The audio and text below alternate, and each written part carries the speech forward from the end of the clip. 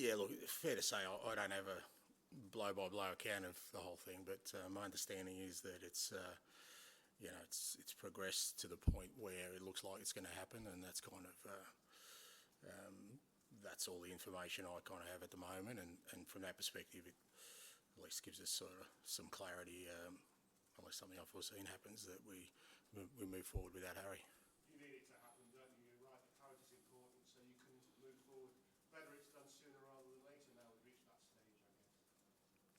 No, I don't have feelings either way in terms of needing anything. It's just, like I said, from my perspective, it's just about understanding where we're at and where the sort of status of it is. And the information I have at the moment is that the deal is imminent. And like with all these things, obviously, until it happens, you kind of leave a little bit of leeway for yourself. But for the most part, moving forward, and certainly with training today and preparing for Brentford, we're doing it without Harry.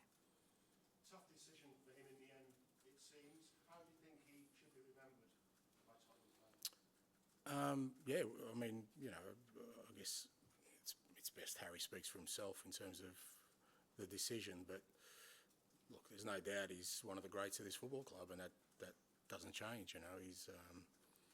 His record speaks for itself. His standing amongst our supporters stands for itself.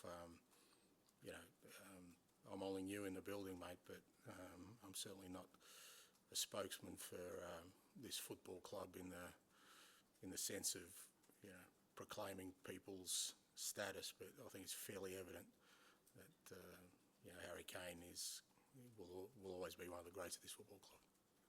£85 million, up to maybe even a bit more than £100 million coming to the club. You've got quality strikers, quality forward players in the building already, but will you be looking for a like-for-like replacement for Harry?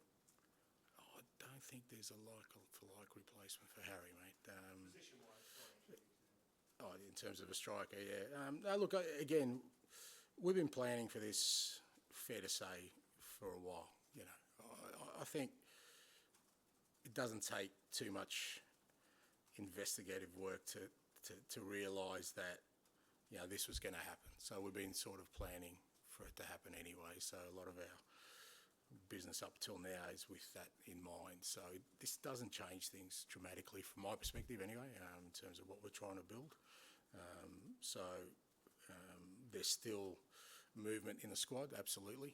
We've still got a fairly big squad that we need to move out, some players, and I think some players will seek opportunities elsewhere, and there's still 3 or so weeks to go in the transfer window, so I think there'll still be movement, but that's not because Harry's gone. That's always been in the plan.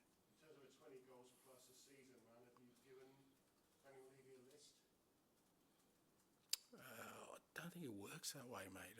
It's not, it's not my wife handing me a shopping list to go down and get some milk and bread for the kids. Like I said, we've been sort of, our whole strategy has been around the fact that Harry wasn't going to be around, more than likely. So it's not like we've had that for a powwow this morning and like, geez, what do? We knew it was coming, and we've been working towards that. And from my perspective, we're preparing now for Brentford, and there won't be anyone incoming between now and Sunday, so that's where my focus is. Becky?